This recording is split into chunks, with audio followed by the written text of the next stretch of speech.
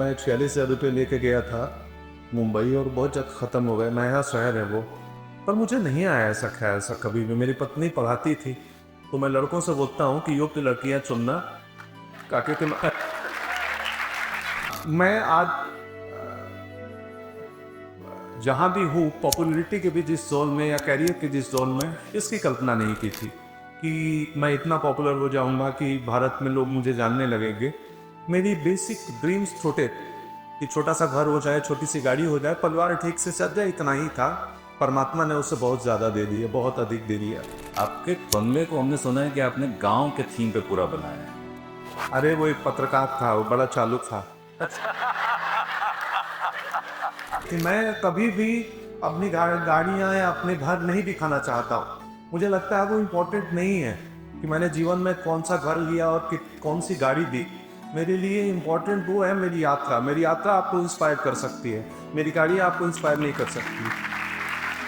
भाभी का क्या योगदान है सक्सेस में? सबको पता है, ग्राउंडेड है। तो वो मुझे हड़का के रखती हैं और मैं हड़क के भी रहता हूँ। यूँ कहते हैं कि कौन सी बात कहाँ कैसे कही जाती है, ये सलीका हो तो हर बात सुनी जाती है। बिहार में एक कहावत है कि बातचीत मतलब बात जो है ना, वो भात भी खिलाता है और लात भी खिलाता है। कार्तिक और कृति दोनों मेरे बहुत ही अजीज हैं, खास हैं। दोनों मेरी तरह एक ग्वालियर से आए हैं, एक दिल्ली से आई है, और इंजीनियरिंग पढ़ के दोनों आए हैं। मैं होटल मैनेजमेंट पढ़ के गया था। तो हम वो लोग हैं जो कुछ माँ बाप कुछ और बनाना चाहते थे और हमारे भाग्य में कुछ कई नियति को कहीं और ले जाना था, तो सिनेमा में चले आए। तो लक्ष्मण उतेकर जो उसके डायरेक्टर हैं, अभी छावा की फिल्म आई है, चल रही है। अद्भुत जर्नी है उस व्यक्ति की। महाराष्ट्र के एक प्राइवेट डिस्ट्रिक्ट के एक छोटे से गांव का लड़का जो ऑफिस अटेंडेंट था, बॉय था, ऑफिस बॉय था, वहाँ से लेके वो कैमरा अटेंडेंट बनता है, फिर डीओपी बनता है, सिनेमाटोग्राफर बनता है, फिर डायरेक्टर बनता है। लुका छुपी, निन्नी, छावा, ये फिल्में बनाते हैं। तो ये कहानियां मैं लक्ष्मण सर की एक बात इसलिए बताई कि बहुत पॉसिबिलिटी है हम सबके जीवन में। क्या हमारी जीवन यात्रा हमें कहीं भी ले जा सकती है। कभी बस डीमोटिवेट और कम तक नहीं आंकना है अपने आप को, सिंसियर रहना है, हार्डवर्क करना है और ट्रैक पे लगे रहो, धीरज रखो, कहीं भी पहुंच सकते हैं हम सब जितने लोग बैठे हैं। एक अभिनेता और निर्देशक के बीच का संवाद शॉट के पहले या सेट पे या फिल्मी के दरमियान बिल्कुल प्रेमी और प्रेमिका वाले को चाहिए। एक शाम की दहलीज पर बैठे रहे वो देर तक, आंखों से की बातें बहुत, मुंह से कहा कुछ भी नहीं। माना खुदा से रात दिन तेरे सिवा कुछ भी नहीं। सर लक्ष्मण उतेकर सर का मैं जरूर और बाद में फल्ला चलो होंगे थे। ये आज कोई सेल्फी चाहता है, 10 साल पहले मोइनी चाइना था, इसी भोपाल में अब्दुल्लागंज रेलवे स्टेशन पे उतरा था और बैग लेके भारत भवन चला गया था नाटक करते। मुश्किल से 150 लोग आए थे। तो और आज से फिर 15 साल वापिस में अब्दुल्लागंज में उतरूंगा, भारत भवन जाऊंगा, वापिस 150 लोग हैं। दुनिया में इकलौता हम लोग ऐसे लेबरर हैं, मजदूर हैं, श्रमिक हैं जो इमोशनल लेबर भी करते हैं। ये पीड़ा हमारी नहीं है, ये दुख हमारा नहीं है, फिर भी हम उस दुख को रिक्रिएट करते हैं। और उस रिक्रिएट करने में हम अपने दिमाग से एक झूठी सूचना देते हैं अपनी बॉडी को। यही एक्टर की ट्रेनिंग होती है बेसिकली। तो उसमें बहुत पीड़ा होती है और इसीलिए एक्टर बहुत प्रेजाइड होता है कि वो बहुत जल्दी चिढ़ सकता है, वो बहुत जल्दी गुस्सा हो सकता है, क्योंकि एक इमोशनल डिस्टर्बेंस हमें हमारा काम देता है। और ट्रूथफुल होने के चक्कर में किरदारों की दुख, वेदना, पीड़ा लेके हम अपने घर आ जाते हैं कई बार, और वो हमारी ज़िंदगी में आ जाती है। और हमारी ज़िंदगी की खुशी, जो हैप्पीनेस है, वो किरदारों को दिया है। गुड़गांव नाम की एक फिल्म है, वो कर रहा था, तो वो करने के बाद मुझे लगा कि मैं बीमार हो जाऊंगा। मतलब हो भी गया था कुछ दिन के लिए।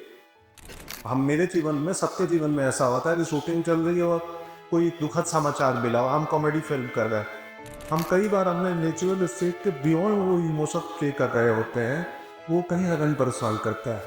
तो मैं तो रोता हूँ। मैं इस बातचीत के दरमियान ही कभी रो सकता हूँ। ये जिस स्टेज पे आते के साथ मेरे पास एक रोने का क्षण आ गया था।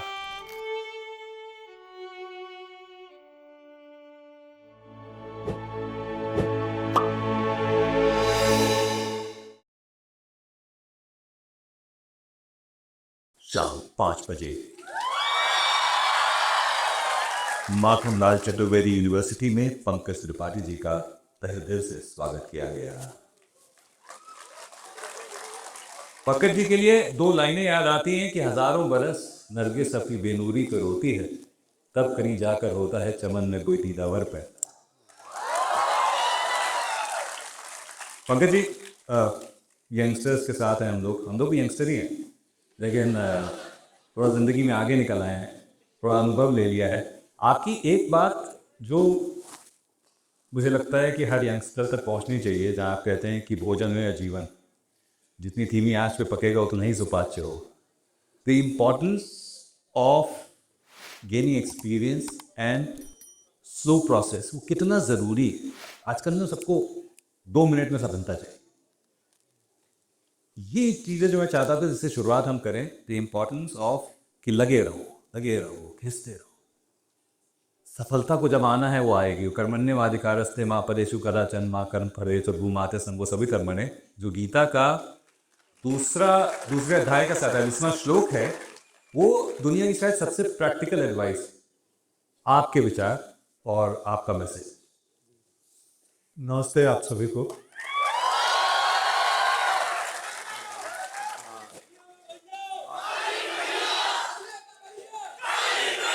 थैंक यू, धन्यवाद। अब आज मैं कालीन भैया नहीं, एक मोटिवेशनल स्पीकर की तरह बातें करूँगा, और मैं चाहूँगा कि इस कमरे से निकल के सब मोटिवेटेड होके जाएं, और इतना मोटिवेटेड हो कि बाहर चलने नहीं उड़ने लगे। हाँ, इस सभागार से निकलने के बाद। तो बड़ी बढ़िया प्रश्न किया सर ने। मेरे ख्याल से ज़्यादातर विद्यार्थी हैं, आगे कुछ जो शिक्षक दिख रहे हैं और पीछे सब विद्यार्थी ही हैं। तो मैंने पहले कभी बात कही थी और वही आज दोहराऊंगा इस प्रश्न के उत्तर में, कि जब कोई भी बीज, मान लीजिए चने का एक सीड, चना का एक दाना जमीन में दबता है, तो वो उस वक्त हो सकता है कि उसको घुटन हो कि मैं अंधेरे में हूँ, दबा हुआ हूँ, सर्वाइवल पे संकट लगे। लेकिन वहीं थोड़ा सा फेवरेबल कंडीशन मिल जाता है तो धीरे से स्प्राउट बनता है, फिर पौधा बनता है, फिर वृक्ष बनता है। जो भी दाना हो, चाहे चने का हो या पीपल का हो या बरगद का हो। तो विद्यार्थी जीवन में अनिश्चितताएं बहुत होती हैं। वो तो खैर अनिश्चितताएं आगे भी होती हैं, हमारे जीवन में भी हैं। तो इस वक्त में मुझे लगता है कि कोई दबाव महसूस हो रहा हो कि यहाँ से पढ़ाई करके पत्रकारिता की, फिल्म मेकिंग की। मुझे एक लड़का मेरा पटना का है, यहाँ पत्रकारिता फिल्म मेकिंग पढ़ रहा है। तो तब मुझे पता चला कि माखनलाल चतुर्वेदी तो पत्रकारिता के लिए मशहूर था, फिल्म मेकिंग होने लगा, मैं कल जाकर। तो आप समझिए कि आपके जीवन में जो संकट आए हैं, वो संकट सिर्फ ग्रो करने के लिए आए हैं। आपका काम है थोड़ा फेवरेबल कंडीशन देना उसको। उसके लिए ज़रूरी है धीरज, उसके लिए ज़रूरी है धूप, उसके लिए ज़रूरी है पानी, और हमारे बस यही है। तो थोड़ा धीरज रखें। इंस्टेंट कुछ नहीं होता। इंस्टेंट जो खाना होता है वो पाचन के लिए और सेहत के लिए खराब होता है। इंस्टेंट जो वीडियो होता है वो भी छोटे समय के लिए डोपामाइन दे देगा, वो रील्स लंबे समय के लिए खराब। तो रील देख लो, 2-4 देख लो, बट वापिस आ जाओ जीवन में। जीवन की ग्रोथ कहाँ से होगी? वो रील से नहीं होगी, वो फील से होगी। तो फील पे ज़्यादा ध्यान। जड़ों को मजबूत करें और चोट सहना सीखें। जैसे वो कहते हैं ना कि एक पत्थर चोट खाकर कंकर कंकर हो गया और एक पत्थर चोट सहकर शंकर शंकर हो गया। तो चोट सहना और इंतजार करना, ये 2 चीजें आपको बहुत आगे तक ले जाएंगी। एक चीज जो आज की पीढ़ी को और समझना जरूरी है, द इम्पोर्टेंस ऑफ फेलियर, जिसके बारे में मैंने आपसे बात की कही थी कि हमको इनको सिखाना है, ये बताना है। एक तो मेरा ऐसा मानना है कि फेलियर तो कुछ होता ही है। अगर आप किसी सफ़र पे चले हैं, ये स्टार्टिंग पॉइंट है, ये एंड पॉइंट है, और आप यहाँ आकर कहीं गिर जाते हैं, तो आप फेल नहीं हुए, आपने एक्सपीरियंस गेन किया है। क्यों डरे ज़िंदगी में कि क्या होगा? कुछ नहीं होगा, बस तजुर्बा होगा। ये आपके ज़रिए ये मैसेज मैं पहुँचवाना चाहता हूँ कि कितना ज़रूरी है फेलियर को एक्सेप्ट करना, ये एक्सेप्ट करना कि ये जिंदगी का हिस्सा है, ये आता रहेगा। उससे अनुभव लिए और आगे बढ़ गए, उसमें बैठे, क्योंकि मैं इसका भुगतोगी हूँ बाय द वे।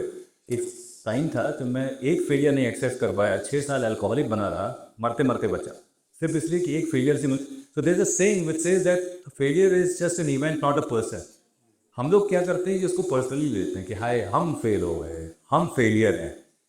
आपके अभिनय जीवन में तो मैं 6 साल से अभिनय कर रहा हूँ, तो मैं समझ पाता हूँ कि क्या जर्नी होगी कभी रहता की, कितने फेलियर्स आपने देखे होंगे और आज भी आई एम श्योर आते ही रहते। आपका पर्सपेक्टिव क्या होता है? जीवन है तो फेलियर और सक्सेस दोनों होगा, जीवन नहीं होगा तो कुछ नहीं होगा। तो ये तो हिस्सा है failure success. How to handle failure, जो बहुत किताबें हैं। अभी एक सज्जन मिले थे अबू धाबी से, इन्वेस्टमेंट सबमिट में आए थे सर, तो मैं मेरे किसी मुंबई के दोस्त के जानने वाले हैं, तो मुझे मिले। उन्होंने पूछा इतना ग्राउंडेड कैसे रहते हो, इतना सहज कैसे रह लेते हैं आप। तो मैंने बोला कि हाउ टू हैंडल फेलियर पे बहुत मोटिवेशनल किताबें और वीडियो मिल जाएंगे यूट्यूब पे। हाउ टू हैंडल सक्सेस पे कोई पॉडकास्ट नहीं मिलेगा। तो जी मैं जानता हूँ कि तो जीवन है तो आएंगे, वो सारी चीज़ें आएंगी, मतलब असफलताएं भी आएंगी। आप उनको ये भी नहीं मान लेना है कि बस हो गया जीवन का ये लास्ट ही है, कुछ नहीं है। वो धूप छाया चलते रहता है जीवन में। आप सिंसियर रहेंगे, आप हार्डवर्किंग करेंगे, आप फोकस रहेंगे कि मुझे क्या करना है, मेरी एनर्जी कहाँ जानी चाहिए, तो अपने आप सारी चीज़ें चैनलाइज हो जाती हैं और मार्ग बन जाते हैं। मैं हिंदी इलाके का, हिंदी मीडियम का, पूरे जीवन सरकारी विद्यालय में पढ़ने वाला छात्र, जो क्राइटेरिया है फिल्म इंडस्ट्री में सेट होने के लिए, उस मापदंड में मैं कहीं नहीं आता था, दूर दूर तक नहीं आता था। तो मेरे पास दो रास्ते थे, या तो मैं ये मान के बैठ चलूं कि हमारे बस की बात है नहीं, या कई लोग बोलते हैं कि तुम बोलते हो तो तुम्हारे अंदर बिहारी साउंड होता है। मैं कहा, मैं बिहार से हूँ, बिहार साउंड होगा ही। तो वो माइनस पॉइंट नहीं है, वो प्लस पॉइंट है। हम अगर पंजाब के हैं और हमने पंजाबियत की साउंड ना हो, हम एमपी के हैं और आप पे हमारे बातचीत में, हमारे आचरण में एमपीएत ना हो, तो फिर गड़बड़ी है। तो वो हमारी पहचान है, हमारी ताकत है। हम चाहे जिस प्रदेश के हों, जिस भाषा के हों। तो मैंने उसको अपनी कमियां नहीं, अपनी ताकत समझी कि नहीं, ये मेरी स्ट्रेंथ है, ये मेरी ताकत है। तो फिर धीरे धीरे मार्ग बनते गए, प्रयास करता रहा, छोड़ा नहीं। मैं एक्सप्लोर करता रहा कि मैं कैसे, एक्टिंग में सब कुछ हो चुका है, तो मैं क्या करूं कि लोगों को पसंद आपको। तो मैं वो खोज रहा था माल। मेरे सीनियर हैं टीकम जोशी जी, जो एमपी ड्रामा स्कूल के डायरेक्टर हैं। जब मैं पढ़ता था तो 3 साल वहीं थे रेपेट्री के।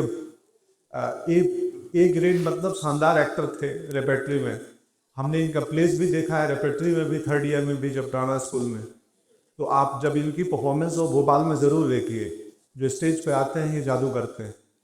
तो वही कि हाँ, मैं भूल जाता हूँ सवाल, कई बार कहीं और चला जाता हूँ। हाँ, तो आप मुझे, मैं भी भूल गया, पकड़ के रख, सब भूल गए, सब बदतमीज हैं आपकी बात सुन के। नहीं देखिए, इतनी महत्वपूर्ण बात भी नहीं कर रहा हूँ। तो यही है बस, कुछ नहीं। जीवन में तो सब आता जाता रहेगा। फेलियर पे ही बात करते हुए, शुरुआती दौर में आपकी मेजर सक्सेस गैंग्स ऑफ वासेपुर से शुरू होती, पर जर्नी उससे बहुत पहले शुरू होती है। वो जर्नी अगर थोड़ी सी इन लोगों को मोटिवेट, बच्चों को मोटिवेट करने के हिसाब से, और उस जर्नी में आपने अपने आप को कैसे मोटिवेटेड रखा। कई बार शायद वो भी काम किया हो जो घर आके वापस खुशी ना मिली हो, यू डोंट फील सेटिस्फाइड। कई बार वो काम भी होता है जब आप घर आके आपको बहुत सेटिस्फैक्शन मिलता है, पर पर्दे पर आप जब उसको देखते हैं तो आया और चला गया था। पता नहीं, मेरा कुछ तो बुनावट मेरी अलग थी। मुझे कभी 8 साल तक मुंबई में बिना काम के रहा और रोज़ ऑडिशन देने जाता था। रामनगर एक इलाका है अंधेरी वेस्ट में, बहुत सारे कास्टिंग। उस वक्त तो उतनी कास्टिंग की दफ्तर ऑफिस नहीं थे। सर ये कौन से 8 साल थे? 2004 से 12 तक। इनफैक्ट आफ्टर वसेपुर भी मेरा उससे संघर्ष चालू था। वसेपुर आई लोगों ने प्रशंसा कर दी, मेरे पास पीआर मैकेनिज्म नहीं था, तो सब बोलते थे अब अखबार में कैसे छपूं, मुझे मालूम नहीं था। आप लोग पत्रकारिता के विद्यार्थी हैं, बहुत सारे पत्रकार बनेंगे तो ज़रूर। अब तो खैर दुनिया बदल गई है, सोशल मीडिया का दौर है, फिर भी आपको जहाँ टैलेंट दिखे उसके बारे में लिखना, पढ़ना, बातें करना। तो उससे क्या होता है कि एक प्रोत्साहन मिलती है उस टैलेंट को। मुझे याद है मैं पटना में एक प्ले किया था और हिंदुस्तान अखबार ने एक लाइन लिखी, जो क्रिटिक्स थे, आलोचक थे, कि कॉन्टेस्ट त्रिपाठी में एक्टिंग की अपार संभावनाएं। उस अखबार की एक लाइन की वजह से आज मैं यहाँ बैठा हूँ। मुझे लगा, अखबार के नाम एक कहानी पढ़ी थी पहले, ये अखबार में ये बात लिख दिया कि मुझ में अपार संभावना है। उस एक लाइन ने मेरे अंदर इतनी मोटिवेट कर दिया, इतनी हौसला भर दिया कि ये बात अखबार में छप गई है, तब तो संभावना होगी ही। और मैंने अपने दिमाग में फीड करती और फिर आज आपके सामने कालिम भैया आ जाओ। सर, एक आपके थिएटर के दिनों से एक सवाल पूछना चाहूँगा। थिएटर के दिनों में आपने फेमिनिन कैरेक्टर्स भी किए हैं, कितना ज़रूरी है उसको एक्सप्लोर करना, the feminine side not only of an actor but as a person, कि वो क्या आपके अंदर ऐड करता है। क्योंकि आप बहुत जब मैस्कुलिन बने रहते हैं तो वो साइड हम शायद उसको दबा देते हैं, और हमारा समाज में वैसी कंडीशनिंग है कि अरे लड़का है, तुम कैसे रो सकता है। इस विषय पे मैं अभी बिग एफएम पे एक शो किया, धुन बदल के तो देखो, जिसमें 8 अलग अलग पॉइंटर्स थे कि हम मर्दों को बहुत कंडीशन कर दिया गया है बचपन से ही। पुरुष हो तो रोते नहीं, रोना नहीं चाहिए, लड़का हो गया रोता क्यों है, या फिर खिलौने की चॉइसेस कैसी हैं, या कपड़े कैसे पहनते हो। तो कुछ तो है ही धातियाँ कि पुरुष हो के रो लेना चाहिए, कोई दिक्कत नहीं है। रो लेने से हम थोड़े हल्के हो जाते हैं, पवित्र हो जाते हैं, मन का मैल और मलाल दूर हो जाता है। तो मैं तो रोता हूँ, मैं इस बातचीत के दरमियान भी कभी रो सकता हूँ। ये जिस स्टेज पे आते के साथ मेरे पास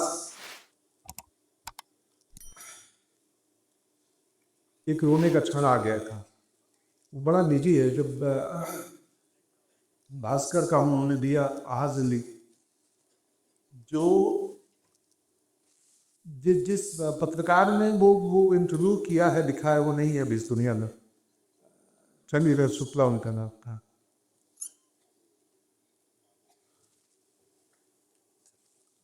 ये अच्छा सीन होता है, जो रोने लगता पानी दे दो।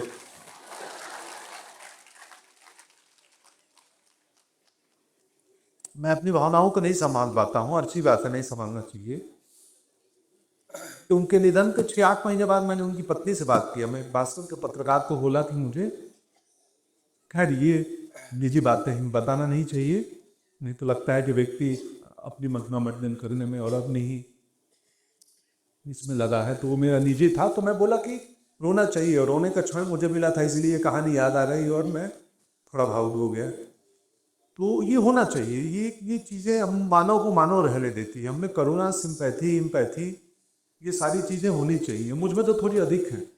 कहते हैं कि जो फल में, पेड़ में फल लगता है वो पेड़ झुक जाता है। तो मैं बहुत ज़्यादा झुक गया था और झुका रहता हूँ। फिर मुझे डर लगता है कि ये कलयुग है, कोई आगे पेड़ फल तोड़ दे, ज़्यादा झुकोगे तो ये भी सावधानी रखनी है कि हमें कितना झुकना है और कहाँ झुकना है। सर, 46,000 रुपये लेके बम्बई आए थे, इस समय ऐसा है जब 10 रुपये चाहिए थे, तो क्या स्थित हो गया था मामला कि ना 46,000 में कोई ऐसा वो था, ना 10 रुपये में कोई गम था? या कभी ऐसा आया कि यार ये कहीं वापसी जाने का संकेत तो नहीं है, या ये जर्नी यहीं तक थी? ऐसा कभी ऐसा ख्याल, इस तरह की नेगेटिविटी कभी आई? नहीं, पहले कभी नहीं आई मुझे। मैं 46,000 रुपये लेके गया था मुंबई, और बहुत जल्द ख़त्म हो गए। महंगा शहर है वो, पर मुझे नहीं आया ऐसा ख्याल सर कभी भी। मेरी पत्नी पढ़ाती थी, तो मैं लड़कों से बोलता हूँ कि योग्य लड़कियाँ चुनना, ताकि तुम्हारे सब वक्त में घर चलाने की चिंता ना हो। तो मेरी पत्नी वो आने वाली थी, बच्चे के इम्तहान की वजह से नहीं आ पाए, तो वो चल जाता था, सब ठीक था। एक छोटी सी बाइक थी, वो आज भी है मेरे पास, टीवीएस की। उसको अभी दुरुस्त करके रखा हूँ। आरटीओ के हिसाब से लाइफ ख़त्म है, फिर भी रखता हूँ मैं उसको साथ में। तो नहीं, अब कभी ऐसा नहीं लगा कि बस हो गया। मुझे अपने अंदर विश्वास था कि नहीं, मेरे को जिस दिन मौका मिलेगा, वक्त मिलेगा, मैं अपनी प्राप्त मतलब एक्टिंग की जो मैंने बारीकियां सीखी है उनसे कुछ को कर ही लूँगा। हाँ, मैं आज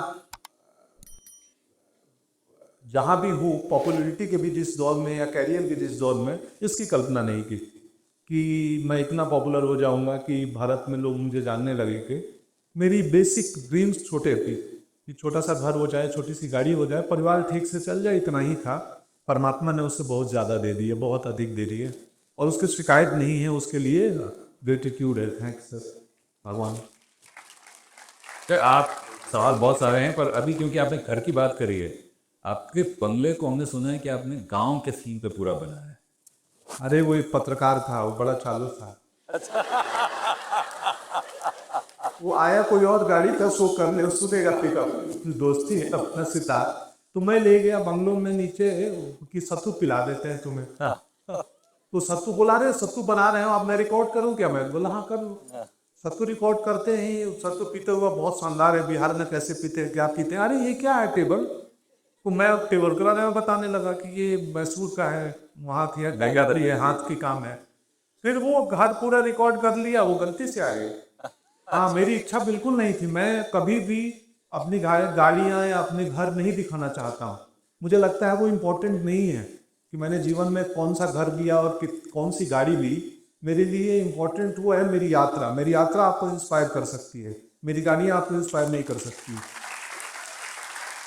तो वो बाइक फ्लूक आ गया, मीडिया में आ गया और बहुत सारे लोगों ने देख लिया। अब मैं कई बार छिप जाता हूँ कोई सवाल करता है तो। हाँ, हम जब जहाँ रहते हैं वो चाहते ही है कि हम अपने मन लायक छोटी सी दुनिया बना लें। तो मुझे मन था खटिया, लकड़ी के चूल्हे का, जांत का, इन चीज़ों का, तो वो इकट्ठा करके रखा हूँ। जब काम नहीं होता है तो मैं उसमें खेती भी करता हूँ। पालक भिंडी लगी हुई है अभी, तो ये सब करता हूँ थोड़ी बहुत। आपने कहा कि जब काम नहीं होता है, ये मानना बड़ा मुश्किल है कि अब वो मौका आपके पास आता है कि आपके पास काम ना हो। नहीं, अब मैं इंटेंशनली काम छुट्टी लेता हूँ, नहीं करता हूँ। पहले मुझे पता नहीं था कि छुट्टी कितना आवश्यक है जीवन के लिए। मैं 30 दिन में 29 डेज और 350 दिन करता था काम। वो करते करते मैं थक गया और बर्नआउट होने लगा, मुझे बोरियत होने लगी।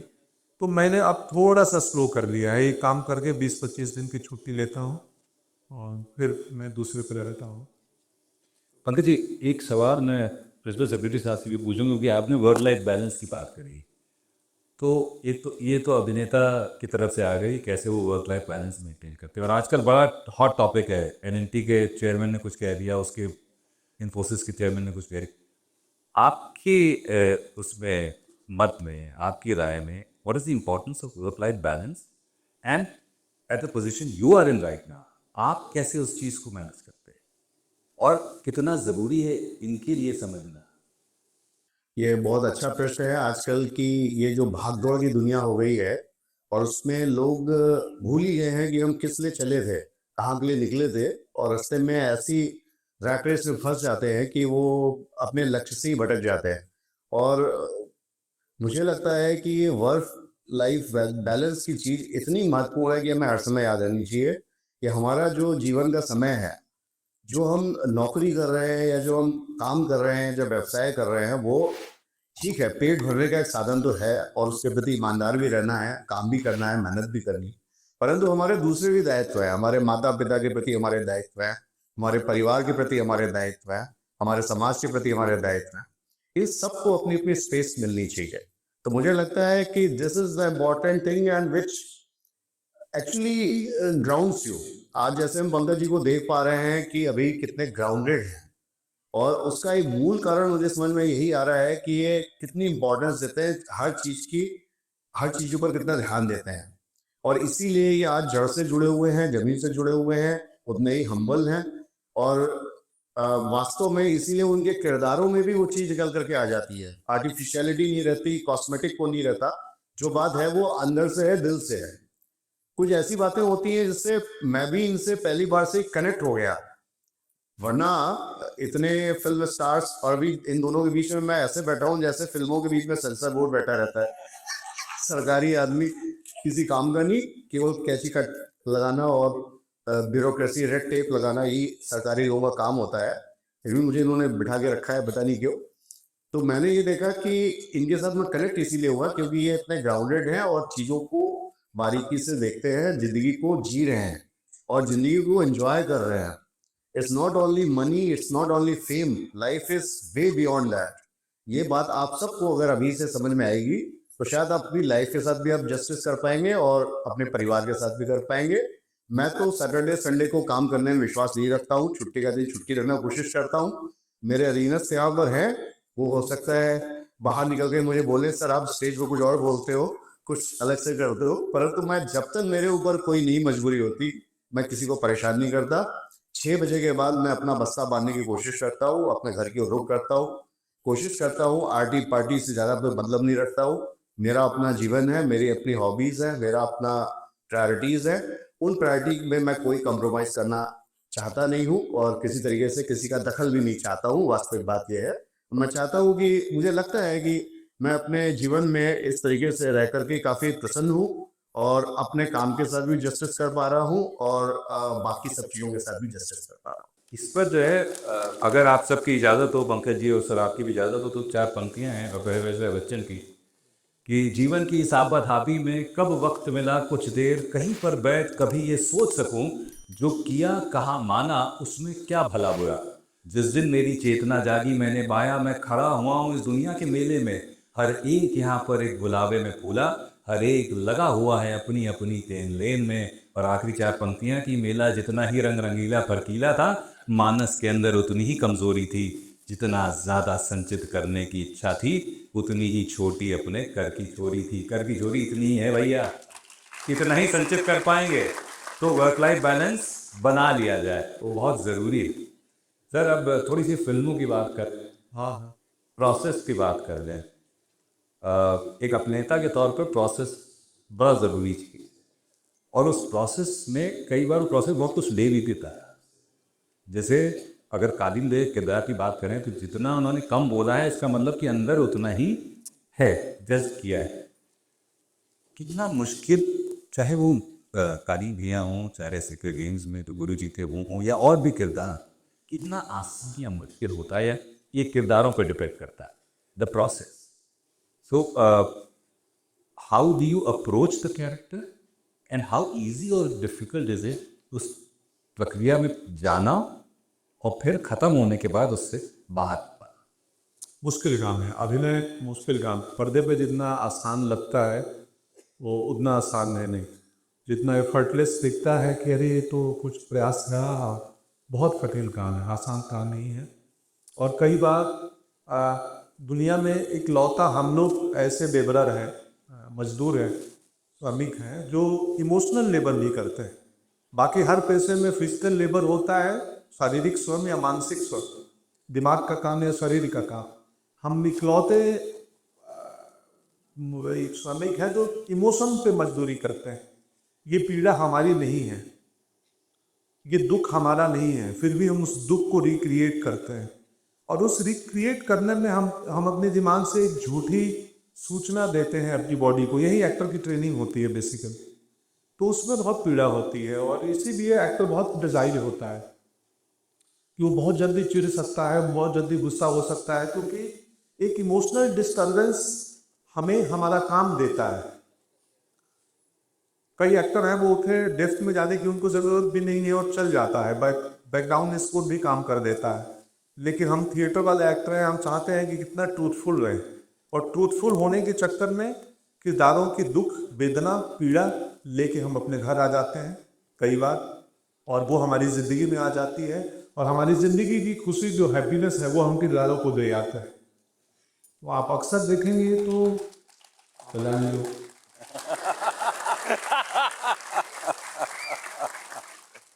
तो कठिन काम है ये, क्राफ्ट बहुत मुश्किल काम है और जितना सीखो उतना लगता है कम जानते हैं। मैं पहले बहुत अभिनय पे बातें करता था, अब मुझे लगता है मैं कुछ नहीं जानता। सर ने सवाल किया तो इसके लिए ये बातें कह रहा हूँ।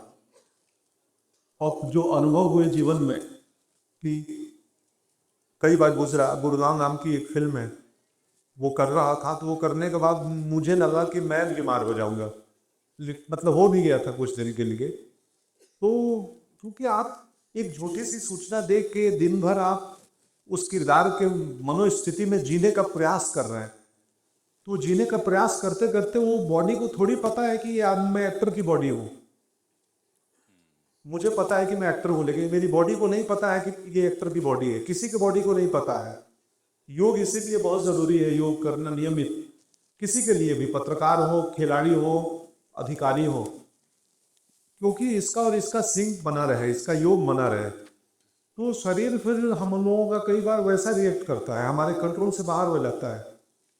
और ये मैंने लेटर ऑन ही महसूस किया टिकमदा अभी, कि ये बहुत ज़रूरी है एक अभिनेता को ना, ट्रेनिंग के बाद भी, 20 साल एक्टिंग करने के बाद भी मुझे ये समझ आया कि मेरा सेक्टर गलत गलत गड़बड़ हो रहा है। मैं किरदार के चक्कर में बहुत ज़्यादा बह रहा हूँ या बहुत ज़्यादा सोच रहा हूँ। मैं सोते वक्त जो अगली दिन शूटिंग हो उसको 10 बार पढ़ता हूँ, उस सीन को, उस किरदार के बारे में सोचते हुए सोता हूँ। मुझे रात को सपने भी आने लगते हैं वैसे। ये ठीक नहीं है, डिटैच होना ज़रूरी है। तो एक्टिंग आगे चल के धीरे धीरे अध्यात्म लगने लगता है। ये आध्यात्मिक काम है, ये सिर्फ पैसा कमाने का और फिल्म करने का या स्टेज पे परफॉर्मेंस देने का मीडियम नहीं, सच में आध्यात्मिक काम है ये, अगर आप उस नज़रिए से और अपनी गहराई भी जाना चाहते हैं तो। नहीं तो बाकी पैसा और गाड़ी कमाने का तो मीडियम है ही। मैं इसी से जुड़ा हुआ एक सब्स्टिट्यूशन का सवाल पूछना चाहता था, पर मेरा ये मंच नहीं है। सबसे मुश्किल किरदार कौन सा रहा होगा तैयार करने के? कलीम भैया भी मुश्किल ही थे, पर क्योंकि मैं उस टाइप का आदमी हूँ नहीं। हाँ, तो वो किसी को वैसे मुश्किल था। गुड़गांव का केरी सी कॉम्प्लेक्स के जहाँ होते हैं ना, कि जिनकी एक्शन बहुत ज़्यादा नहीं है लेकिन उनके अंदर बहुत कुछ चल रहा है, वो टफ होते हैं। वो काली केरी सिंह गुड़गांव, न्यूटन भी थोड़ा सा कठिन था, और बाकी कठिन तो एक्टिंग ही होती है इटसेल्फ। और क्या होगा।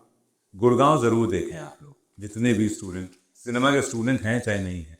बहुत कमाल की पिक्चर, और सर का परफॉर्मेंस ऑफ कोर्स बहुत ज़बरदस्त रही है। फिल्म सफलता लंबी है, लोग पीछे भी भागते रहते हैं, कैसे ग्राउंडेड रखते हैं? आप तो बहुत ही ज़्यादा ग्राउंडेड। चुप के ग्राउंड रखता हूँ खुद को।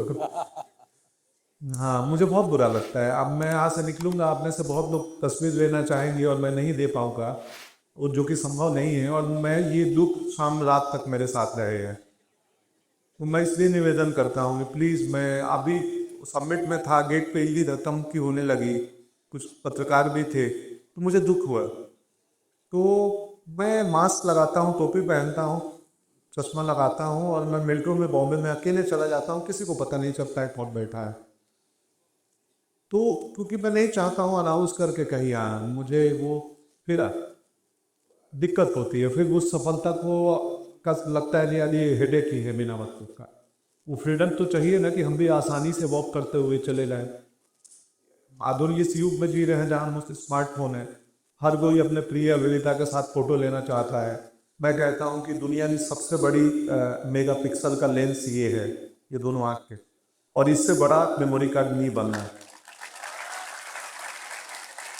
तो आप इससे रिकॉर्ड कर लो और इस मेमोरी कार्ड में डाल हुई भी तो स्मृतियाँ सिर्फ मोबाइल में होती है। आजकल हर कोई मोबाइल में स्मृतियों को बनाने में लगा है, इसकी फिल्में अब हो रहे हैं हम लोग। तो ग्राउंडेड कैसे रहता हूँ, जैसे कैसे काम चला लेता हूँ। बाकी हाँ, मैं कैसे रहता हूँ ग्राउंडेड, मुझे पता है कि ये आज कोई सेल्फी चाहता है, 10 साल पहले कोई नहीं चाहता को। इसी भोपाल में अब्दुल्लागंज रेलवे स्टेशन पे उतरा था और बैग लेके भारत भवन चला गया था नाटक करने। मुश्किल से 150 लोग आए थे। तो और आज से फिर 15 साल बाद वापिस मैं अब्दुल्लागंज में उतरूंगा, भारत भवन जाऊंगा, वापिस 150 लोग आए। कल किरण ने मुझे बोला, कल किरण जी मुझे बोली कि मैंने रात को देखा कि 700-800 कैपेसिटी है और 700 ऑलरेडी रजिस्ट्रेशन हो गई है, तो मैंने बंद किया कि ऐसा ना हो कि भीड़ बढ़ जाए।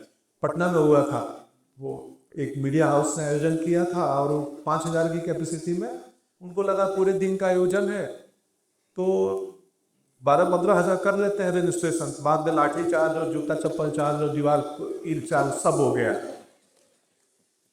तो बाकी गाँव तो ऐसे रहते हैं कि कुछ फर्क नहीं है मेरे में। जैसे मैं एक जीव हूँ, मैं एक आत्मा हूँ। इस सभागार के जो चौकीदार होंगे, जो शायद अंदर आए भी नहीं होंगे, बाहर बैठे होंगे ड्यूटी में, वो भी उतने ही वैसे ही जीव है, उतने ही इम्पोर्टेंट है। तो मेरे को अंदर नहीं पड़ता है। मैं किसी भी आदमी को वो जितना डिजर्व करता है उससे ज़्यादा रिस्पेक्ट देता हूँ। भाभी का क्या योगदान? सक्सेस में सबको पता है, ग्राउंडेड रहे। जैसे मेरे घर में मुझे बोल देती हूँ कि सुनो ये जहाँ पैसे में वहाँ बोलना है इसका। वे एक स्क्रिप्ट है, मैं बोलना कर लूँ, वो बोल रही है कि मुझसे मत पूछो। तो परसों मना कर दिया कि खबरदार ये करना नहीं करना है तुम्हें। मैं बोला मैं समझा रहा हूँ कि अरे ऐसे होगा, ऐसे होगा। नहीं मैं नहीं जाती। वो मुझे हड़का के रखती हैं और मैं हड़क के भी रहता हूँ। रहना चाहिए, हमने तो तय किया है ना जीवन साथ चलना है, तो फिर रहना चाहिए। तो वैसा ही है। पर वो तो काफ़ी उम्दान है, उन्होंने उनकी शक्ति मुझ में दिखती है। सर, मध्य प्रदेश से आपका बड़ा ही खास रिश्ता है। यहाँ जितनी फिल्में आपने शूट करी हैं, हमने सुना दिया इस समिट में सबकी सब सुपर डुपर हिट नहीं है। तो क्या ऐसा कुछ संभावना है ऐसी कुछ कि अब आप सच की शूट एमपी लेकर आ जाए कि चलो ये गारंटी कि यहाँ शूट करोगे तो हिट तो हो ही जाएगी? But on the serious note, first memories और फिर जो आखिर स्त्री 2 आखिर में शूट करी, हाँ जी। तो क्या फ़र्क देखते हैं? एक तो यहाँ 2 बड़े रिश्ते हैं, कभी शूटिंग वालों को डिस्टर्ब नहीं करते हैं, कबेरी में आसानी से काम करते हैं। कोई बाजार दुकान वाला नहीं बोले रहा करो करो कोई बात नहीं, अच्छा इसको हटाना है वो भी हटा देगा। तो बहुत कोऑपरेट करते हैं लोग बड़े वार्मथ वाले हैं, अच्छे हैं। लैंडस्केप खूबसूरती की हेरिटेज आर्किटेक्ट जो सर के डिपार्टमेंट ने प्रोटेक्ट करके बचा के रखा है। सर मुंबई में फिल्म वाले ये बात करते हैं कि एमपी में शूटिंग है तो ये उनकी बात चलती है, कोई टेंशन नहीं है, इत्मीनान से जाओ। क्योंकि सच में यहाँ फिल्म डिपार्टमेंट, कल्चरल डिपार्टमेंट के लोग बॉम्बे वालों के लिए मतलब फ़ोन कॉल अवे है। किसी को कोई दिक्कत होती है, रात में लाइट ऑफ हो गई कि वहाँ चंदेरी पोर्ट की और डीओपी बोला कि नहीं मुझे पोर्ट दिखाना है। आधा घंटे शूटिंग रुका रहा, अब वो गार्ड बोले कि मुझे ऊपर से अनुमति दिलाओगे कब जलाऊंगा लाइट, ऐसे कैसे सब हो गया, लाइट जल गई, शूटिंग चालू हो गए। 30 मिनट रुके थे हम लोग बस। तो इसीलिए जब जिस साल मुझे नेशनल अवार्ड मिला, 2 साल मुझे मिला है तो किसी एक साल याद नहीं मुझे, उसी साल एमपी गवर्नमेंट को फिल्म फ्रेंडली स्टेट करले अवार्ड मिला था। हाँ गया था उसको लेने जी। तो मुझे उसमें बड़ी खुशी हुई कि यार ये बहुत ही अच्छा किया इन्होंने, क्योंकि फिल्म फ्रेंडली स्टेट तो जेन्युइन है। ये फिल्म वाले भी बातें करते हैं। मैं खुद 5 फिल्म भी किया हूँ, स्त्री का 2, लुका छुपी 3, ओ माई गॉड 2। 35 साल हो बाद महाकाल टेम्पल में शूटिंग थी और वहाँ के जिलाधिकारी और फिल्म संघ ने बोला कि करिए आप लोग, कोई दिक्कत नहीं है। प्रांगण में मेरी दुकान जो है ओ माई गॉड 2 की, वो कैंपस के पीछे प्रांगण में है वो दुकान। तो और अक्षय कुमार जी आए एक दिन महाकाल में शूट करने के लिए, बॉम्बे से वो करके चले गए। मैं तो ज़्यादा दिन था वहाँ, इंदौर किया, इंदौर के फूल मंडी में किया। तो बहुत ही अद्भुत। मैं तो बिल्कुल मैं चाहूँगा कि और भी फिल्में आए, और आएगी। स्त्री 3 भी आनी है तो उसके लिए तो वापस हम आएंगे। फिर आप एक ट्रेन क्लासिकल सिंगर, हमें मुझसे इसमें कहा गया है कि आपसे गुजारिश करें गाने की, पर मैं वो नहीं करूँगा गुजारिश। मैं ये जानना चाहूँगा how important is the knowledge of music, संगीत की समझ होना कितना ज़रूरी है? मैं ग्वालियर में जो बाजार है ना उनका, तानसेन का है ना ग्वालियर में, हाँ, तो मैं वहाँ गया हूँ एक बार। तो एक हमारे टीचर कहते थे कि तानसेन मत बनो, कानसेन बनो। तो संगीत के लिए कानसेन बनना ज़रूरी है कि आपके कानों को समझ होनी चाहिए कि ये क्या रहा है।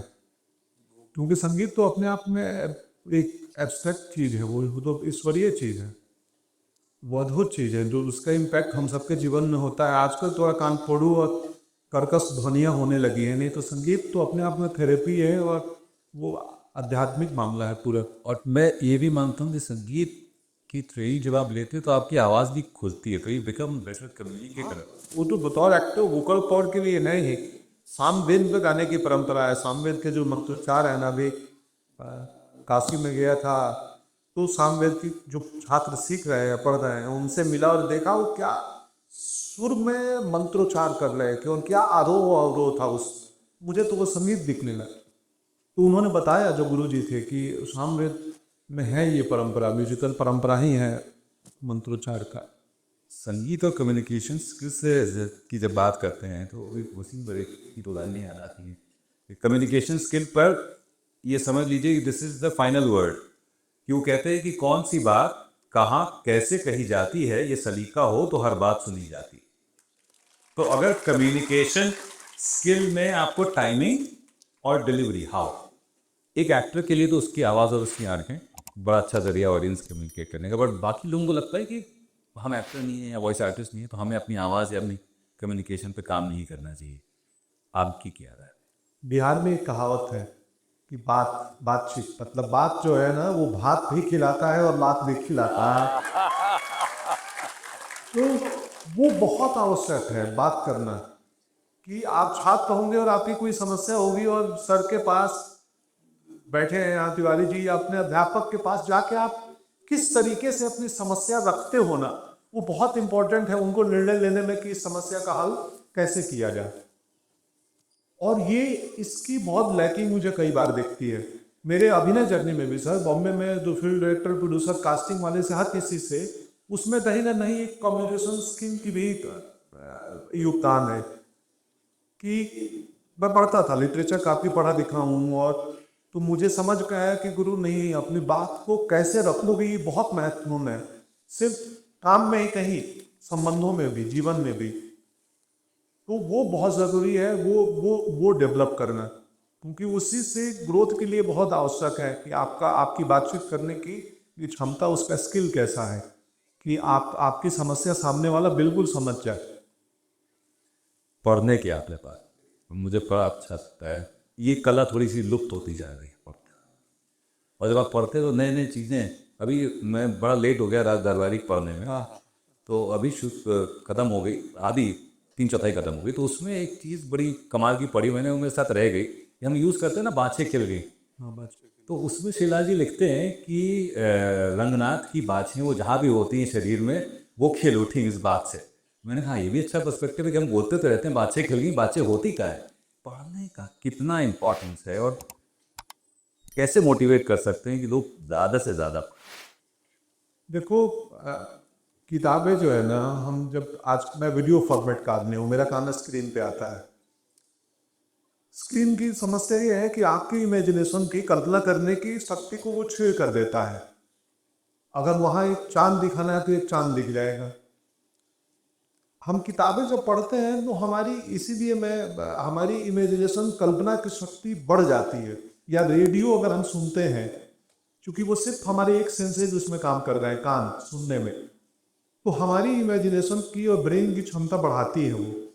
या जब हम टेक्स्ट पढ़ते हैं, किताबें पढ़ते हैं, तो पढ़ रहे हैं तो वो सिर्फ आंखों से वो सूचना जा रही है और इमेजिनेशन हम क्रिएट कर रहे हैं, हम बना रहे हैं। तो एक किताब 2 लोग पढ़ेंगे तो हो सकता है कि 2 किस्म की विजुअल बन जाए। एक फिल्म 2 लोग देखेंगे तो एक ही विजुअल मिलेगा जो डायरेक्टर ने बनाया है। इसलिए किताबें ज़रूरी हैं आपके ओवरऑल ग्रोथ के लिए, आपके इमेजिनेशन के ग्रोथ के लिए। इसी कारण से अभी इनफैक्ट आप लोग आए हो, 800 लोग हैं, जो मैं प्रचार भी अपना कर लेता हूँ थोड़ा। एक वेलवेट नामक ऑडियो ऐप हमने बनाया है सिर्फ ऑडियो के लिए, ऑडियो स्टोरीज के लिए।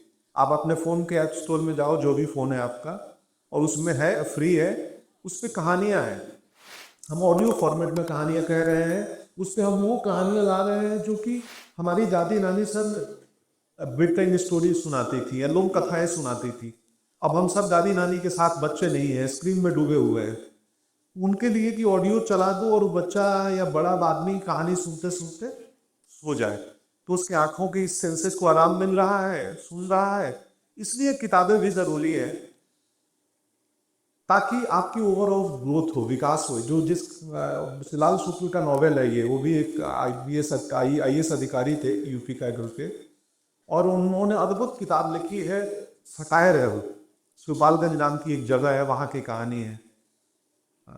उन 100 साल उनके इस साल पूरे भी हुए कुछ दिन पहले। तो वो किताब आपकी लाइब्रेरी में होगी। मोहनलालगंज की कहानी। हाँ, तो आप लोग जाएं, जरूर पढ़ें। अद्भुत किताब है और इंटरटेनिंग किताब है, हंसते हंसते गिर जाओगे। उसमें रूपन की प्रेत कहानी भी है, उसमें बद्री पहलवान है, उसमें एक शनिचरा है जो, उसमें वैद्य जी है। मैं वैद्य जी करता था जब उसमें हम लोग नाटक बनाए थे, तो मैं वैद्य जी करता था। रहे हैं बहुत सारे। आप लोग जरूर पढ़ें वो कहानी। और वैसे भी नियमित रूप से अपनी लाइब्रेरी में जाएं। मुझे अफसोस है कि मैं जब ड्रामा स्कूल में पढ़ता था तो मैं कि लाइब्रेरी में कम समय देता था, सोने जाता था लाइब्रेरी में, क्योंकि एसी बड़ा अच्छा था वहाँ का, और किसी कोने में जाकर सो जाता था। अब मुझे दुख होता है, ज्ञान इतनी समृद्ध लाइब्रेरी थी, एक्टिंग और आर्ट के ऊपर दुनिया की किताबें हैं। वैसे ही आपकी लाइब्रेरी में तमाम किताबें होती, हफ्ते में एक दिन जाओ, ढूंढो, निकालो और पढ़ना शुरू करो। यकीन मानो बहुत कुछ बदलेगा, उससे बहुत कुछ बदलेगा। मेरे ख्याल से हिंदी की अगर पढ़नी हो तो राग दरबारी और काशी कैसी, इन दो से, क्योंकि काशी कैसी की भाषा ऐसी कि यंगस्टर्स को थोड़ा सा रिलेट भी कर लेंगे। बहुत काशीनाथ सिंह का है, मुझे अद्भुत किताब है, काफी कुछ है, बहुत बहुत बड़ा सा सार है हिंदी लिटरेचर का। सर क्यों कोई का पढ़ाई की बात हो रही है तो मैं सर से भी जानना चाहूँगा। सर ने यूपीएससी क्वालिफाई किया और उसमें पढ़ने का बहुत बड़ा रोल होता है। Knowledge is supreme over there. आपका your thoughts on the importance of reading, just reading. नहीं, बिल्कुल मैं पंकज जी जो बोल रहे हैं 100% सहमत हूँ कि अगर हमारा कोई लॉन्ग टर्म साथी हो सकता है, अच्छे बुरे दोनों समय में साथी हो सकता है, तो शायद हमारी किताबें ही हमारी साथी हो सकती हैं। सभी लोग साथ छोड़ देते हैं कभी ना कभी, मतलब सबसे नजदीक जो व्यक्ति है उससे भी बहुत बार आप बहुत चीजें नहीं शेयर कर सकते, परंतु किताब जब पढ़ते हैं तो उसमें ही आपकी पढ़ते पढ़ते ही आप एक दूसरी दुनिया में ट्रांसपोर्ट हो जाते हैं और आपको बहुत एक प्रकार से हीलिंग इफेक्ट भी उसका होता है। तो ये बहुत जरूरी और बहुत इंपॉर्टेंट हैबिट है। मैं देख के थोड़ा सा कष्ट होता है कि जब जब से स्क्रीन वाली दुनिया आ गई है तो बहुत कम हो गया है किताबें पढ़ना। इतना कंफर्ट रहता है मुझे, तो कोई मुझसे बोले सबसे अच्छी छुट्टी बनाने का तरीका क्या है, सबसे अच्छा संडे आपका क्या होता है, तो मेरा हिसाब से संडे वो होता है जहाँ मेरा कोई फोन आए ना, मोबाइल बजे, एक कोने में पड़ा हुआ एक मुझे बेड का कोना मिल जाए और अपनी मनपसंद किताब जो मेरी मनपसंद की हो चुपचाप पढ़ने को मिल जाए 2 घंटे, कोई डिस्टर्ब ना करे। That is the best time I can have with my self. तो ये इतनी जरूरी चीज है कि आपको हमेशा हर तरीके से लाभ देगी, प्रोफेशन में लाभ देगी, अपने काम में लाभ देगी, जीवन को संवारने में लाभ देगी, मानसिक रूप से संतुलन लाने में लाभ देगी। इसकी जितनी भी बढ़ाई की जाए कम है। आप कहीं से भी स्टार्ट करें, फिक्शन से स्टार्ट करें, कहीं से स्टार्ट करें, मगर वो आप पहुंच जाएंगे अपने स्तर तक जहां तक उसको ले जाना है। And they are the best friend. Reading किसी भी हालत में अंडरमाइन नहीं की जा सकती, किसी भी कीमत में रीडिंग नहीं छोड़नी है। हम छात्रों को, हम भी छात्र हैं, आप भी छात्र हैं, मैंने यूपीएससी क्लियर किया है तो वो कोई बड़ी बात नहीं है, परंतु कुछ अच्छी आदतों को अगर हमने आगे मेंटेन किया है वो अच्छी बात है। तो मुझे लगता है कि आप सब जरूर इस बात को, पंकज जी की बात को ध्यान से सुनें। सर, लुका छिपी एक ऐसी फिल्म थी जो आपने एमपी में ही शूट करी। उस बड़े सारे ऐसे सीक्वेंसेस थे जो जब आप एक थोड़ा सा फिल्म कर लेते हो तब तो समझ में आता है कि कैसे शूट हुआ होगा। तो कुछ ऐसी यादें हैं क्या उस फिल्म से जुड़ी जो शूट करने में दिक्कत आई हुई? काफ़ी ऐसे सीक्वेंसेस हैं जहाँ आप लोग दौड़ रहे हैं, कहीं गलियों में भाग रहे हैं, पीछा कर रहे हैं आप लाते का। हाँ, वो ग्वालियर में नहीं आई, सब बहुत ही स्मूथ चला गया था। लोग मुझे अभी याद आया कि ये सब सोचेंगे ना कि फिल्म वाले आके किताबों की बातें कर रहे हैं, इसीलिए मैं ले आया वापस। तो नहीं, कोई दिक्कत नहीं है। यादें बहुत है, यादें बहुत है। कार्तिक और कृति दोनों मेरे बहुत ही अजीज हैं, खास हैं। दोनों मेरी तरह, एक ग्वालियर से आया है, एक दिल्ली से आई है, एक इंजीनियरिंग पढ़ के दोनों आए हैं। मैं होटल मैनेजमेंट पढ़ के गया था। तो हम वो लोग हैं जो कुछ माँ बाप कुछ और बनाना चाहते थे और हमारे भाग्य में कुछ कहीं नियति को कहीं और ले जाना था, तो सिनेमा में चले आए। तो कभी कोई लक्ष्मण उतेकर जो उसके डायरेक्टर हैं, हाँ अभी छावा उनकी फिल्म आई है, चल रही है। अद्भुत जर्नी है उस व्यक्ति की। महाराष्ट्र के एक रायगढ़ डिस्ट्रिक्ट के एक छोटे से गांव का लड़का जो ऑफिस अटेंडेंट था, बॉय था, ऑफिस बॉय था, वहाँ से लेके वो कैमरा अटेंडेंट बनता है, फिर बीओपी बनता है, सिनेमाटोग्राफर बनता है, फिर डायरेक्टर बनता है। लुका छुपी, मिमी, छावा, ये फिल्में बनाते हैं। तो ये कहानियां मैं लक्ष्मण सर की एक बात इसलिए बताई कि बहुत पॉसिबिलिटी है हम सबके जीवन में। हमारी जीवन यात्रा हमें कहीं भी ले जा सकती है। कभी बस डीमोटिवेट और कमतर नहीं आंकना है अपने आप को, सिंसियर रहना है, हार्डवर्क करना है और ट्रैक पे लगे रहो, धीरज रखो, कहीं भी पहुंच सकते हैं हम सब जितने लोग बैठे हैं। हम आज 3 मंच में बैठे हैं, ये इसमें से 900 में से 700 लोग कल मंच पे इधर बैठेंगे और कोई नया 700 जनता आपको सुनने आएगी। ये है जीवन। अच्छा, सर ने छावा की बात कर दी है, मैं थोड़ा सा रोक रहा था अपने आप को कि होगा कि खुद ने एक्टिंग करी तो प्रमोट करा, देख लीजिएगा। छावा अच्छी पिक्चर है और उसमें एक पेशवा नीलोपंत भी है, तो उनको पहचानिएगा। मैं एक बात जरूर बीच में इंटरप्ट करूंगा, मॉडरेटर जी के अर्गा क्षेत्र में जाकर के दखल ले रहा हूँ। मैं चाहूंगा आप भी थोड़ा अपनी बैकग्राउंड के बारे में बताइए, कैसे कैसे घूमते घूमते घूमते फिरते आप यहाँ तक पहुंचे। बहुत इंपॉर्टेंट, बड़ा इंटरेस्टिंग।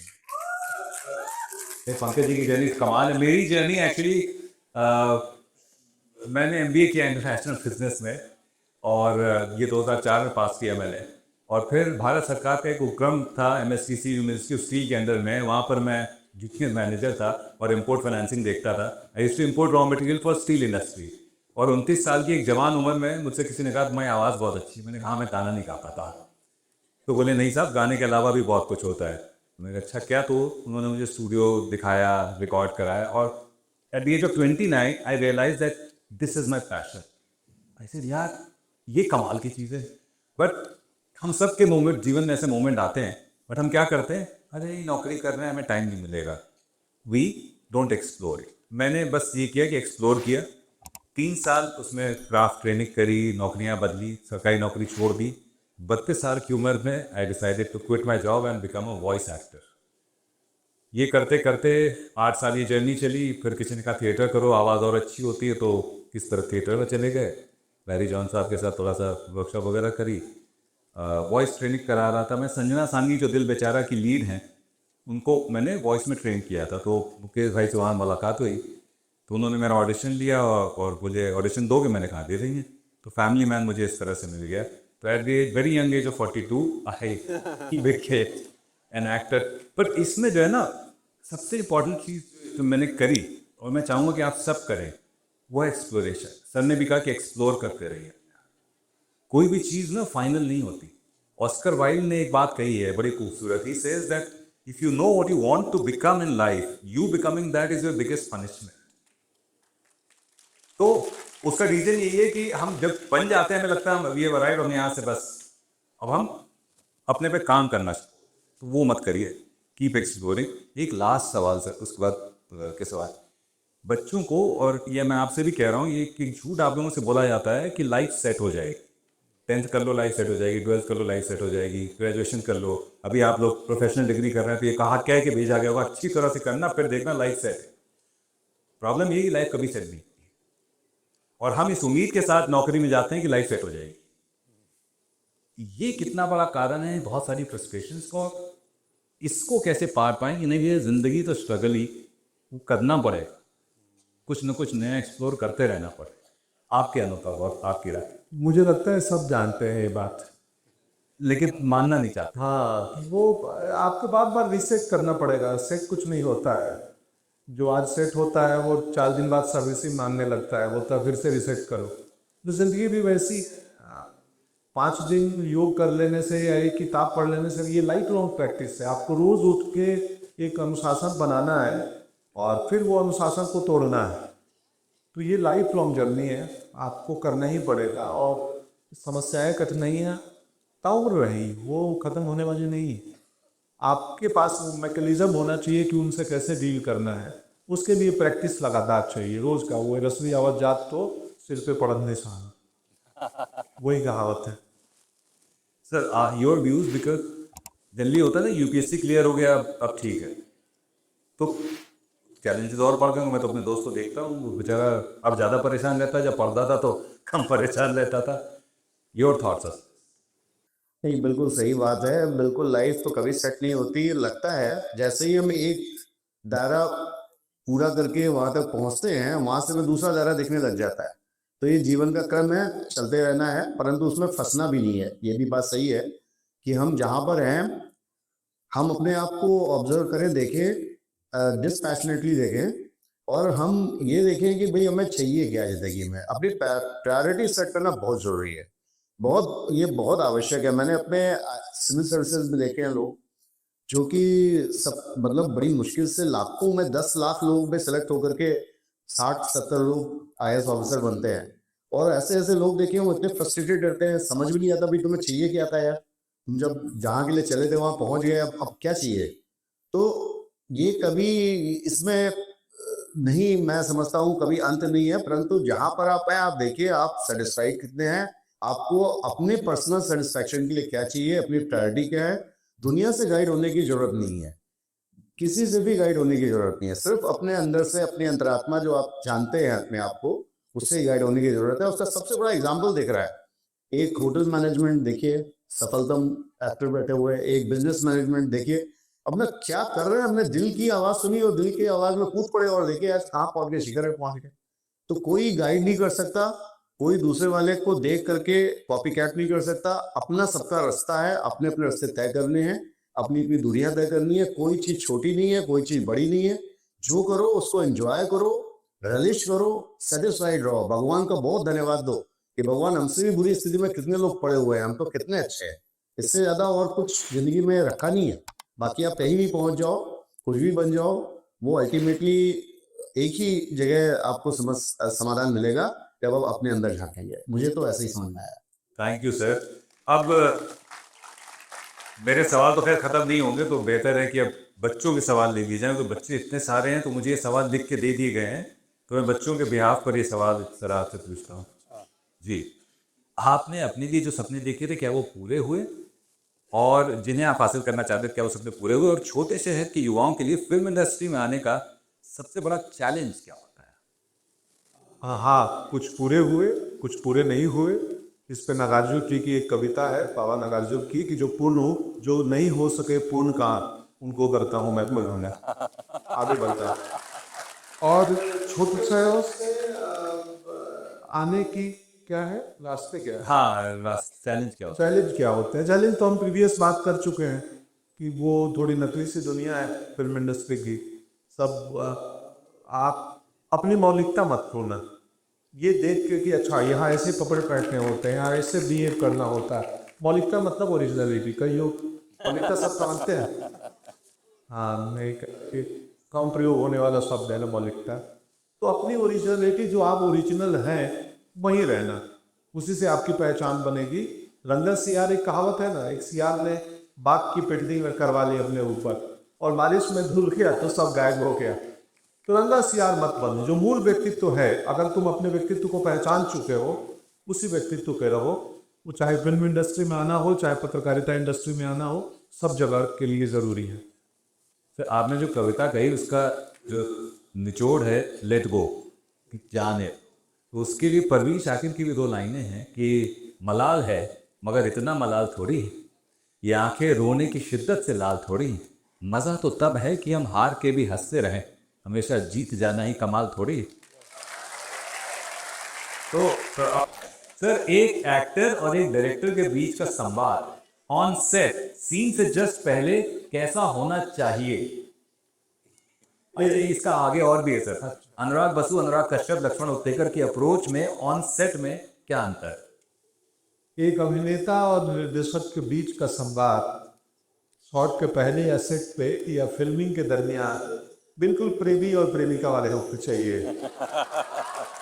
मुझे अनुराग बसु, कश्यप और लक्ष्मण उत्तेकर कुछ नहीं बोलते हैं, आंखों से देख लेते हैं और मैं आंखों से समझ लेता हूँ कि इनको क्या चाहिए। और शॉट होने के बाद भी मैं उनकी आंखों को देखता हूँ, मॉनिटर नहीं देखता हूँ, और मुझे समझ आ जाता है कि जो चाहिए वो नहीं मिला, तो मैं पूरी बोलता हूँ एक और सच।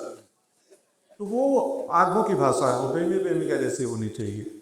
एक शाम की दहलीज पर बैठे रहे वो देर तक, आंखों से की बातें बहुत, मुंह से कहा कुछ भी नहीं, वाह, मांगा खुदा से रात दिन तेरे सिवा कुछ भी नहीं। सर, लक्ष्मण उत्तेकर सर का मैं जरूर और बाद में पता चला वो गूंगे थे। लक्ष्मण उत्तेकर सर का मैं बताता हूँ, एक बड़ी उनकी कमाल की चीज़ है। नहीं, बोल नहीं आते थे। ये सब कसी भाई लक्ष्मण उतेकर सर जब इमोशनल सीन शूट करते हैं तो पहले तो बहुत इमोशनल म्यूजिक चला देते हैं, उसके बाद वो माइक्रोफोन पे डायरेक्ट एक्टर से संवाद करते हैं। मतलब जैसे हम एक फ्यूनरल सीन शूट कर रहे थे तो वो पीछे से बैकग्राउंड से नीलूपन जी, ये यीशु बाई, इनके साथ आपने बहुत समय गुजारा है, अब ये नहीं रही, अब आप टूट चुके हैं अंदर से। या जब विकी को इंस्ट्रक्शन देते थे, राजे अब ये ऐसा हो गया है, तो उनका एक अलग अंदाज है, बहुत खूबसूरत अंदाज है, बहुत ही प्योरिटी के साथ फिल्म बनाते हैं, बहुत पैशन के साथ फिल्म बनाते हैं वो। तो एक बार तालियां लक्ष्मण सर के लिए। इस साल का सबसे बड़ा ब्लॉकबस्टर दिया है उन्होंने। ऐसा कोई किरदार जो नहीं निभाया और आपको लगता है कि निभाऊं तो गहरी सीख मिलेगी। नहीं, देखो सिनेमा एंटरटेनमेंट के लिए बनता है प्राइमरली हमारे यहाँ। मेरे जैसे गुंजन सक्सेना कह लें या बहुत सारी बरेली की बर्फी, ओ माई गॉड 2, एक इम्पॉर्टेंट टॉपिक पे उतने संवेदनशील तरीके से कहानी को कहना। कुछ किरदार और कहानियाँ ऐसी होती हैं जिसमें मैसेज से ज़्यादा इम्पोर्टेंट इंटरटेनमेंट होता है कि भाई इसको इंटरटेन करना है। हालांकि बिना मैसेज के कोई कहानी नहीं होती। अगर आप मिर्ज़ापुर जैसे क्राइम ड्रामा को देखें, वहाँ भी ये मैसेज है कि ये दुनिया ऐसी है, वन वे है कि आप आएंगे तो आपको भुगतना पड़ेगा। मुन्ना जैसा किरदार अपने जीवन को खो देता है। तो ऐसा नहीं है कि वहाँ ग्लोरीफाई कर रहे हैं, तो कोई भी कहानी में मैसेज होता है, बतौर ऑडियंस आपको ढूंढना पड़ेगा। ओके, पूछ रहे हैं कि एक फिल्म या वेब सीरीज की शूटिंग महीनों तक चलती है और इसी बीच एक अभिनेता के जीवन में अच्छा बुरा बहुत कुछ घटित होता है, तो इन सब के बावजूद एक ही कैरेक्टर को लेकर चलना कितना मुश्किल होता है और उसे जीवित रखने के लिए एक अभिनेता क्या करता है और क्या कर सकता है। जी, इसका एक उत्तर मैंने पहले दे आप दे हम किरदारों की पीड़ा अपने घर लाते हैं और अपनी हैप्पीनेस दे जाते हैं। हम मेरे जीवन में, सबके जीवन में ऐसा होता है कि शूटिंग चल रही हो और कोई दुखद समाचार मिला और हम कॉमेडी फिल्म कर रहे हैं, तो हम खुद हंस रहे हैं उस घटना के बाद, जो कि मेरे जीवन में हंसी नहीं है उसको। तो ये इसीलिए मैं बोला एक्टर फ्रेजाइल होते हैं, क्योंकि हम अपने एक नेचुरल स्टेट होता है व्यक्ति का, हर व्यक्ति का, हम कई बार अपने नेचुरल स्टेट के बियॉन्ड वो इमोशन प्ले कर रहे होते हैं, वो कहीं ना कहीं परेशान करता है। तो ये होता है और ये इसमें एक्टिंग की ट्रेनिंग काम आती है। और एक स्लोगन है, लाइन है जो आप थिएटर करेंगे, शो मस्ट गो ऑन, कि ये काम होना चाहिए। बात की शूटिंग है, 250 लोग आए हैं, कैमरा है, सब कुछ सेट है। मेरी एक अगर इतनी बड़ी समाचार नहीं है कि मैं खड़ा भी ना हो पाऊँ, तो हम अपने दुख को दबा के और अपने ऊपर नुकसान ला के वो काम उस दिन का पूरा करते हैं। कोई दूसरा मार्ग है नहीं। शिवम दांगी जी, ये रहे शिवम दांगी, बहुत बहुत धन्यवाद। Thank you. आप भी एक्टर ही लग रहे हैं मुझे। सॉरी। आपका सवाल ये है कि आज के ओटीटी प्लेटफॉर्म्स और बदलते फिल्म इंडस्ट्री के दौर में नए कलाकारों और फिल्म क्रिएटर्स के सामने कौन सी चुनौतियां हैं? इस बदलाव का भारतीय सिनेमा पर क्या प्रभाव पड़ा है और नए फिल्म मेकर्स के लिए सफलता की कुंजी क्या हो सकती है? किताब ही लिखवा लो तुम लोग इनसे। नहीं, ये कोई नहीं जानता कि सफलता की कुंजी क्या है, क्या चलेगा क्या नहीं चलेगा। चुनौतियाँ ये हैं कि OTT आने से चूंकि सेंसर नहीं है, तो कई चीज़ें वहाँ मनर्गल होती हैं जिसकी ज़रूरत नहीं है, कहानी कहने के लिए अति आवश्यक नहीं है, वो भी डाल लेते हैं। एक सेल्फ सेंसर होना चाहिए बतौर स्टोरी टेलर, डायरेक्टर के पास, राइटर के पास। मैं तो अक्सर बातें करता हूँ। बाकी चुनौतियाँ तो बहुत हैं दोस्त, चुनौतियाँ कभी ना कहाँ संभव है। और सर एक चीज और हुई है जो इन लोगों को समझना जरूरी है कि आजकल पहला काम मिलना आसान हो गया है, लेकिन ऐसा नहीं है कि इतना सारा काम हो रहा है तो सबके पास बहुत सारा काम। नहीं, वो तो कठिनाई है, वो बिल्कुल है ही। और OTT की एक और चुनौती है, कई बार मैं देखता हूँ लोग, OTT अमेरिकन कॉन्सेप्ट है, वहाँ से आया हुआ है, वो GEC नहीं है। GEC मतलब वो जनरल एंटरटेनमेंट चैनल, जो वो सब चैनल्स हैं जहाँ पे सीरियल्स आते हैं, वो परिवार बैठ के साथ में देखता है। OTT का कहना ही है कि भाई ये इंडिविजुअल स्क्रीन पे है, इंडिविजुअल वॉचिंग का एक्सपीरियंस लेना है आपको, पारिवारिक एंटरटेनमेंट नहीं है ये। अब लोग नहीं इस बात को समझते हैं, क्योंकि हमारी अवधारणा है भारत में परिवार के साथ देखने की, और OTT का कॉन्सेप्ट है कि आप अकेले में देखें। ये 5 मेंबर है US में, वहाँ का कॉन्सेप्ट का, तो 5 स्क्रीन है ओके, अपने अपने, तो सब अपने स्क्रीन पे, कोई फलाना सीरीज देख रहा है, कोई ढेकाना अपने रूम में देख रहा है, तो वो वैसा कंटेंट नहीं है, और इसके लिए कई बार आलोचना होती है। बट अगेन हमको उस फॉर्मेट को भी समझना पड़ेगा कि इंडिविजुअल वॉचिंग के लिए ये बना हुआ प्लेटफॉर्म है। या फिर लाइक माइंडेड और लाइक एज ग्रुप के लोग हो तो आज के डिजिटल दौर में जहाँ सोशल मीडिया पर वायरल होना आसान है, वहाँ एक थिएटर आर्टिस्ट का भविष्य क्या है? क्या थिएटर का महत्व कम होता जा रहा है? सर जवाब देने से पहले मैं बोल दूं, बिल्कुल भी नहीं। नहीं नहीं नहीं नहीं बिल्कुल कम नहीं होगा। थिएटर 5,000 या 10,000 साल पहले, कल मैं वो केव स्पेक्टिक देखने गया था रातापानी फॉरेस्ट में। आप लोग जाएं देखें, बहुत ही सुंदर है, बड़ा सा है, बहुत बड़ा है। तो वो भीमबेडका से भी बढ़िया मुझे लगा। तो ये नहीं खत्म होगा, ये थिएटर विलुप्त तो नहीं होगा, कम बेसी होता रहेगा। हम थोड़े दिन में स्क्रीन से थक जाएंगे, वापस हम ऐसी लाइव बातचीत, लाइव परफॉर्मेंस पे आ जाएंगे। वो स्क्रीन हमारे आज भर दिमाग को खराब कर देगा।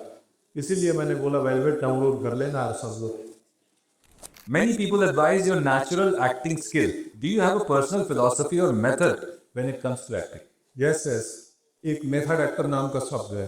दुनिया का हर एक्टर जो नए नए चालू करना है, जो ट्रेनिंग करना है, सब मेथड एक्टर होते हैं। जिसका मेथड अच्छा होता है वो अच्छा एक्टर होता है, जिसका मेथड बुरा होता है वो बुरा एक्टर होता है। तो सब कोई मेथड है, हर किसी का अपना एक अप्रोच होता है। तो और क्या सवाल यही कर यही था बस। मतलब आपका कोई पर्सनल फिलॉसफी या मेथड है when it comes to है ना, है तो मैं अपनी बनाया हूँ। हम सारी किताबें पढ़ गई, नाट्य शास्त्र भी मैं पढ़ा हूँ, और जो यूरोपियन या वेस्टर्न जो थ्योरीज है नाटकों की वो भी पढ़ाई जाती है ड्रामा स्कूल में। वो सब पढ़ के हम सब एक्टर अपना एक मार्ग बनाते हैं कि हम कैरेक्टर को कैसे ट्रीट करेंगे, हम कैसे करेंगे ताकि वो थोड़ा ट्रूथफुल लगे, इफेक्टिव लगे, इंटरटेनिंग लगे और रियल लगे। तो मेरी अपनी एक है मेथड जो मैंने डेवलप की है, और धीरे धीरे अब मैं अपने ही मेथड में फंस रहा हूँ, बोर हो रहा हूँ, तो अब कुछ और मेथड डेवलप करूँगा। मेरे ख्याल से मेरी जो लिमिटेड समझ है उसमें अभिनय ये है कि यहाँ से यहाँ तक पहुँचना है, किसी भी रास्ते से पहुँच। हाँ, रास्ता एक अपना लो, उससे पहुँच जाओ। आखिरी सवाल कि मिर्जापुर में काली मरीता का किरदार निभाने के बाद आपके व्यक्तिगत और व्यावसायिक जीवन में क्या बदलाव आया या क्या प्रभाव पड़ा? तो कुछ प्रभाव नहीं पड़ा। आप लोग बहुत पसंद किए उस किरदार को। मैं मुझसे बहुत बड़ा हो गया वो किरदार, ना उन्हें बड़ा नहीं हूँ कितना। फोटो भी लगते थे काली भैया के देश भर में, बड़े बड़े दुकानें खुल गई, काली भैया टी स्टॉल तो कहीं कुछ। हाँ, ये लगता हूँ मैं खुली थी, खुली है भी अब। तो वो किरदार मुझसे बहुत बड़ा है, तो अदना व्यक्ति हूँ। और किरदार बड़े होते हैं, एक्टर छोटा होता है, पर हम कई बार उस घमंड में आ जाते हैं कि ये हम हैं। हम नहीं हैं, वो इस सिख की दुनिया है। हम इतना ही शायद सिंपल है। तो उससे ये हुआ कि थोड़ी पॉपुलैरिटी बढ़ गई, युवाओं में पहुंच हो गई, नॉट हियर, ग्लोबली, हिंदुस्तान के बाहर भी। यही हुआ उससे है। फिर आपके कैसे मेरे अंदर भी कुछ सवाल सुंदर सुंदर पूछास लग गई है, मैं भी पूछना चाहता हूँ। एक तो ये, जैसे स्त्री 2 जब बन रही थी, या आपने उसके स्क्रिप्ट देखी होगी या पढ़ा होगा, तो क्या कभी आप लोगों ने खुद सोचा था कि this will become like this, larger than life, super duper? और चलेगी, ये तो मालूम था कि ये अच्छी कहानी है, स्त्री 1 के पैरामीटर को मैच कर रही है, तो चलेगी। लेकिन ये इतनी बड़ी ब्लॉकबस्टर बन जाएगी ये नहीं सोचा था। स्त्री वन मेरिट की वजह से लोग गए लेकर, क्योंकि उसका क्रेज और उसका इम्पैक्ट बहुत बड़ा था। तो उसकी वजह से मुझे लगता है कि पहले हफ्ते लोग आए और फिल्म पसंद आ गई तो बढ़ते गए। और वो चीज़ थी ना कि वो कॉमिक्स वाला फिल्म था, सरकटा कॉमिक्स हमने पढ़ा है कहीं तो। और कहीं भी मतलब ऐसा नहीं था कि कोई व्यक्ति देखते हुए असहज हो जाए कि ये सीख क्यों डाल दिया। तो डर और ह्यूमर, ये दो ऐसे इमोशंस हैं जो ऑडियंस को बहुत कैच करते हैं, आइदर डराओ या हंसाओ। ये दोनों था और इसका एक ठीक ठाक मिश्रण था, तो वर्क कर गई फिल्म। चलिए, बहुत बहुत धन्यवाद आप सभी का। हो be such a wonderful audience. बहुत अच्छा संवाद हुआ, हालांकि आप लोगों ने कुछ नहीं बोला, बहुत मजा आया सर, बहुत अच्छा संवाद हुआ। तो बहुत बहुत धन्यवाद, thank you very much. Thank you sir.